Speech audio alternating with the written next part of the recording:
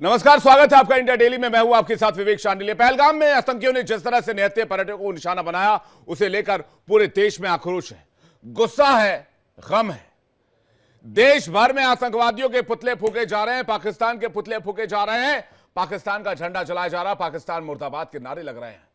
हर हिंदुस्तानी आज की तारीख में यही चाहता है कि सरकार को इस हमले में शामिल आतंकियों को चुन चुन कर मारना चाहिए, आतंक से करारा बदला लेना चाहिए। हिंदुस्तान की जनता चाहती है कि अब की बार मोदी सरकार पाकिस्तान को ऐसा सबक सिखाए कि आगे से कायर पाकिस्तान आतंकी किसी भी भारतीय को छूने से पहले कम से कम करोड़ों बार सोचें। 27 देशवासियों की मौत से दुखी प्रधानमंत्री ने पाकिस्तान को ललकारा और कड़ा संदेश दिया। उन्होंने चेतावनी भरे लहजे में कहा, पहलगाम का बदला लेकर आएंगे, आतंकियों को मिट्टी में मिलाकर दम लेंगे और उनको उनकी कल्पना से बड़ी सजा दी जाएगी। वहीं पहलगाम में हुए आतंकी हमले के बाद भारत ने पाकिस्तान के खिलाफ 5 बड़े फैसले किए हैं। भारत ने पाकिस्तान के साथ हुए साल 1960 में सिंधु जल समझौते को रद्द कर दिया है। इसके अलावा दोनों देशों में आवाजाही के लिए बने अटारी बॉर्डर को बंद कर दिया है। इसके साथ ही रास्ते से भारत आए पाकिस्तानियों को लौटने के लिए 1 मई का वक्त दिया गया है। भविष्य में अब पाकिस्तानी नागरिक भारत का दौरा नहीं कर पाएंगे। भारत में मौजूद पाकिस्तानी नागरिकों को भारत छोड़ने के लिए 48 घंटे का वक्त दिया गया है। सभी पाकिस्तानी नागरिकों का वीजा रद्द कर दिया गया है। इसके अलावा भारत ने नई दिल्ली के पाकिस्तानी हाई कमीशन में तैनात पाकिस्तानी डिफेंस एडवाइजर्स को भारत छोड़ने के लिए 1 हफ्ते का वक्त दिया है। बहुत स्पष्ट शब्दों में कहना चाहता हूं, जिन्होंने ये हमला किया है, उन आतंकियों को और इस हमले की साजिश रचने वालों को उनकी कल्पना से भी बड़ी सजा मिलेगी। सजा मिलकर के रहेगी।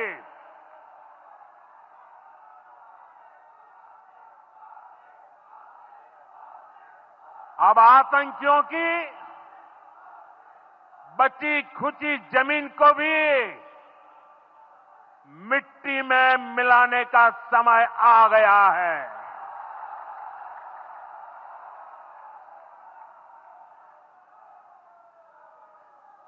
एक सौ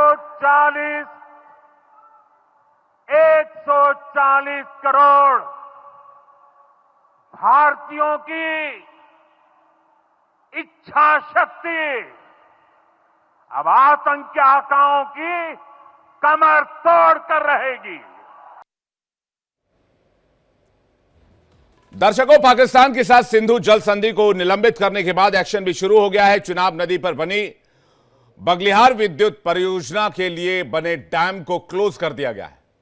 इस डैम से निकला पानी पाकिस्तान की ओर जाता था, यानी अब भारत की ओर से वाटर स्ट्राइक से पड़ोसी मुल्क बूंद बूंद को तरस जाएगा।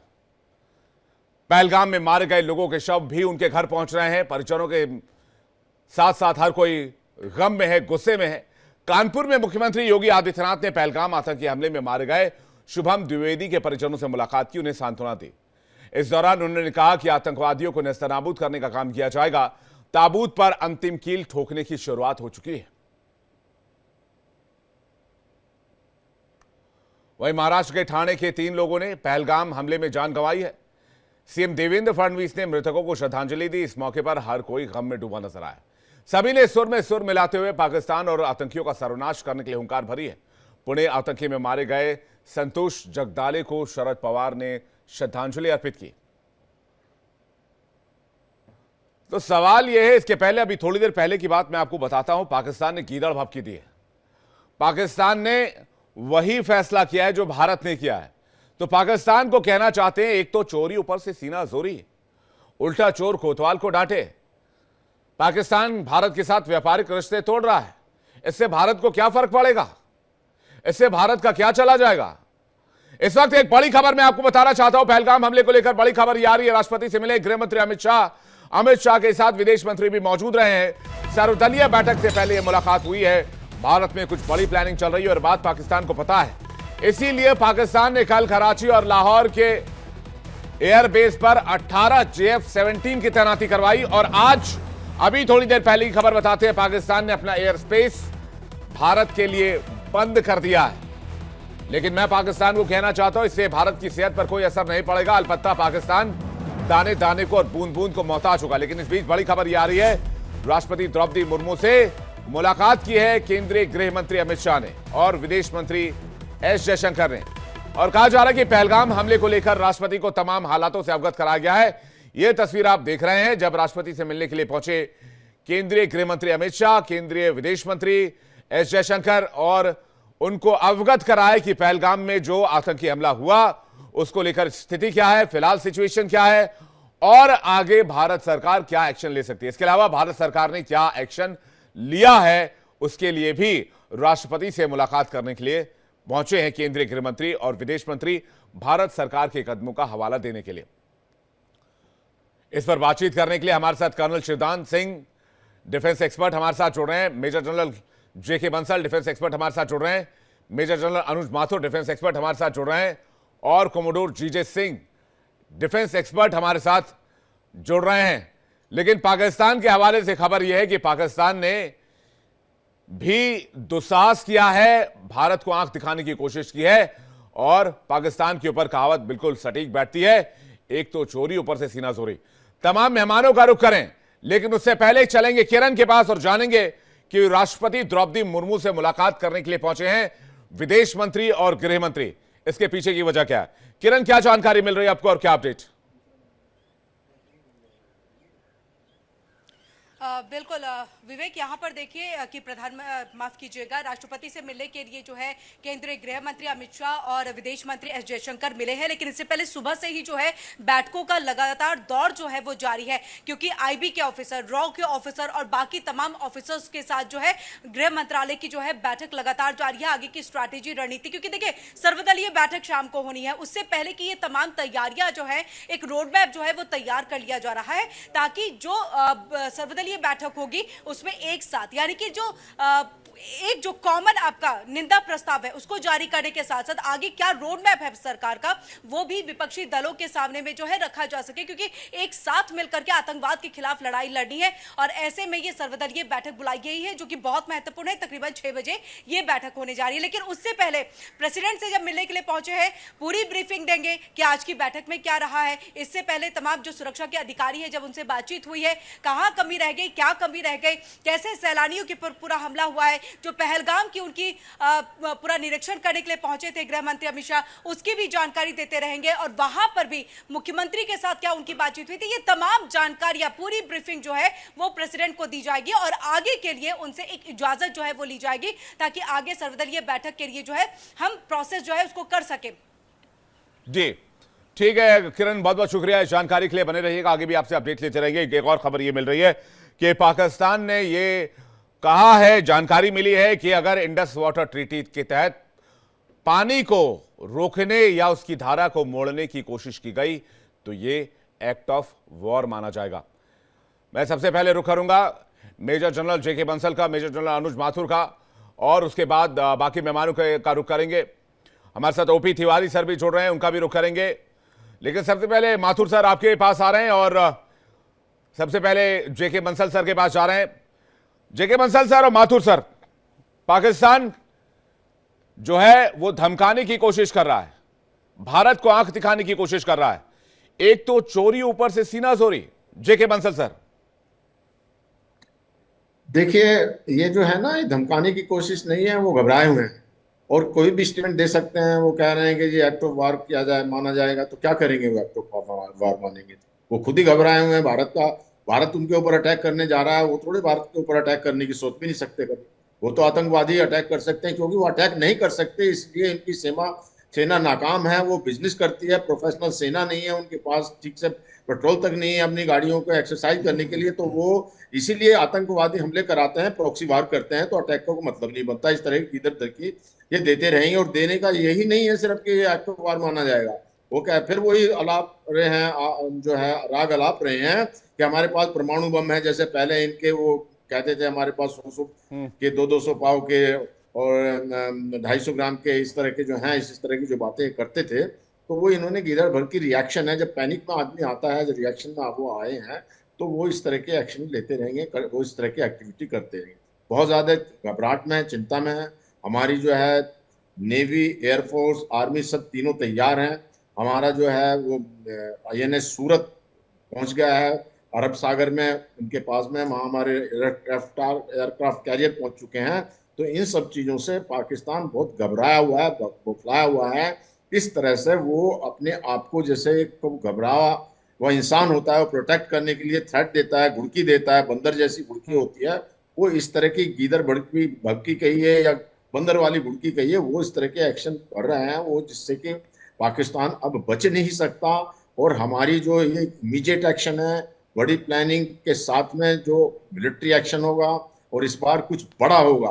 पहले तो सर्जिकल स्ट्राइक हुई है, एयर स्ट्राइक हुई है, लेकिन इस बार मुझे लगता है कि स्पेशल ऑपरेशन होगा, और समय आ गया है जब हम POK को अपने पास में मिला लें, जिससे कि टेररिस्ट की एक्टिविटी वहां वो ध्वस्त हो जाएगी, और पाकिस्तान को भी एक लेसन मिल जाएगा कि उन्होंने इस तरह की हरकत की तो POK जो है उनसे छुड़ा लिया गया। आगे कोई हरकत करेंगे तो पाकिस्तान के जो हिस्से हैं उनको भी भारत में मिला लिया जाएगा। तो इस तरह का संदेश, वो कीमत बहुत भारी इस समय पाकिस्तान को चुकानी पड़ेगी, और ये उनको कीमत चुकाने का अवसर आ गया है। नहीं तो ये टेररिस्ट उधर से भेजते रहेंगे, प्रॉक्सी वार करते रहेंगे। जी, बैक टू यू। बिल्कुल सही कह रहे हैं सर कि POK को आजाद कराने का वक्त आ गया। POK पाकिस्तान के कब्जे में, पाक ऑक्युपाइड कश्मीर है, और ये वही समय है जब जिसका इंतजार जो है वो दर्शकों से किया जा रहा था। माथुर सर के पास जा रहा हूं, लेकिन दर्शकों मैं आपको बताऊं, मेरे पास पाकिस्तान के सोर्सेज से खबर है, पाकिस्तान के इंटरनल सोर्सेज से खबर है। पाकिस्तान के एयरफोर्स और पाकिस्तान की आर्मी चीफ आसिम मुनीर 2 रात से सोए नहीं है। पाकिस्तान की एयरफोर्स पिछले 48 घंटे से इस डर में है कि कहीं उन पर हमला ना हो जाए, और इसलिए एयर स्पेस बंद करना पड़ा है। पूरा पाकिस्तान भारत के नाम से थर-थर कांप रहा है, और ये टेलीविजन पर आकर गीदड़ भभकी दे रहे हैं। माथुर सर के पास जा रहा हूं। माथुर सर कह रहे हैं कि ये कर देंगे, वो कर देंगे, पानी रोका तो बता देंगे, दिखा देंगे। क्या 71 में जब हम इस मुल्क को 2 टुकड़े में तोड़ सकते हैं, आज तो 2025 है। बिल्कुल विवेक, आपने बिल्कुल सही कहा। देखिए, ये जो भी बात पाकिस्तान के जो लोग जिन्होंने प्रेस कॉन्फ्रेंस करी है कर रहे हैं, वो बात सिर्फ और सिर्फ इस बात को दिखाती है कि वो डरे हुए हैं। वो कहीं ना कहीं अपनी जो घबराहट है उसको छुपा रहे हैं। देखिए, बिल्कुल सीधे शब्दों में प्रधानमंत्री ने उनको बता दिया है कि इस बार जो स्ट्राइक है वो स्ट्राइक टेररिस्ट पर नहीं है, टेररिस्ट को बनाने वाले पर होगी। टेररिस्ट को जो कंट्रोल करता है, डिप्लॉय करता है, एम्प्लॉय करता है, ट्रेन करता है, उसके ऊपर स्ट्राइक होगी। और आज की तारीख में बंसल साहब से सुना आपने, मैं फिर बता रहा हूं आपको कि पाकिस्तान के पास जो भीख का कटोरा है उसमें भी छेद है। उनके पास कुछ नहीं है। आर्थिक रूप से वो बिल्कुल क्राइसिस की तरफ बढ़े हुए हैं। उनका जो GDP है वो हमारे किसी एक छोटी स्टेट के बराबर भी नहीं है। आप ये देख लें कि पाकिस्तान किसी सूरत में लड़ाई नहीं लड़ सकता अकेला। और आज की जो परिस्थिति है, ये समझें विवेक कि उस परिस्थिति में ना तो अमेरिका उनके साथ है, ना रशिया उनके साथ है, और China can not afford to go against India. जब उनका US के साथ जो चल रहा है, चाहे वो इकोनॉमिक वॉरफेयर हो, चाहे वो साइकोलॉजिकल वॉरफेयर हो, चाहे वो इंफॉर्मेशन वॉरफेयर हो, या कहीं ना कहीं फिजिकल समुद्र में आपस में भिड़ाई हो जाए, इंडिया के खिलाफ जाकर के चीन को सिर्फ नुकसान है, और चीन इस बात को बहुत अच्छी तरह से समझता है। तो अगर पाकिस्तान को यह शक है कि उनको बचाने के लिए कोई आ जाएगा 7th फ्लीट की तरह 1971 में, और वैसे 7th फ्लीट भी आया था 71 में और उसका भी कोई असर नहीं हुआ, तो ये भी पाकिस्तान को मैं अभी समझा देना चाहता हूं, उनको चेता देना चाहता हूं आपके चैनल के माध्यम से कि ऐसी कोई चीज नहीं होने वाली है। और पाकिस्तान को अगर गलत फहमी है कि वो उनके ये ताकत है और J-17 और P-18, कुछ नहीं है। आज की तारीख में जो भी वो है उनका भीख मांगा हुआ इक्विपमेंट है। हमारे पास अपने खुद के टेस्टेड इक्विपमेंट हैं, और हमारे पास ऐसे सोल्जर्स हैं, the man behind the gun, जो कि एक MiG-21 से F-16 को गिरा सकता है। ऐसा सोल्जर है, ऐसे हम तो आप देखिए कि ये जो पाकिस्तान की आज की तारीख में हालत है वो पाकिस्तान खुद जानता है, और इसीलिए ये एक बहुत छोटा सोचा समझा तरीका होता है कि जब आप कमजोर होते हैं तो उसको छुपाने के लिए आप बड़ी बड़ी बातें करते हैं ताकि लोगों को लगे कि हाँ भाई ये। और पहली बात तो आप ये बताएं कि उनकी प्रेस कॉन्फ्रेंस में था कौन, और उसके बाद उन्होंने कहा क्या? डिस्प्यूटेड टेरिटरी किसी तरह से डिस्प्यूटेड नहीं है, लीगल एक्सेशन है इंडिया में। डिस्प्यूटेड टेरिटरी सिर्फ वो भी डिस्प्यूटेड नहीं है, पीओके भी हमारा है, कोई डिस्प्यूटेड टेरिटरी नहीं है। और उनका ये कहना है कि वहां पर हमने ये कर दिया, वो कर दिया, हमने इंडस वाटर ट्रीटी सस्पेंड कर दी। क्या किया उन्होंने? एक्ट ऑफ वॉर है तो करे वॉर। तो ये भी उनको सिर्फ कहने की बात है, और ये बातें वो सिर्फ वही बातें कर रहे हैं जो कि उनके डोमेस्टिक ऑडियंस के लिए और उनके पॉलिटिकल लोगों के लिए हाँ, जो पॉलिटिकली उनको सूट करता है, ये बड़ी बात कह रहे हैं।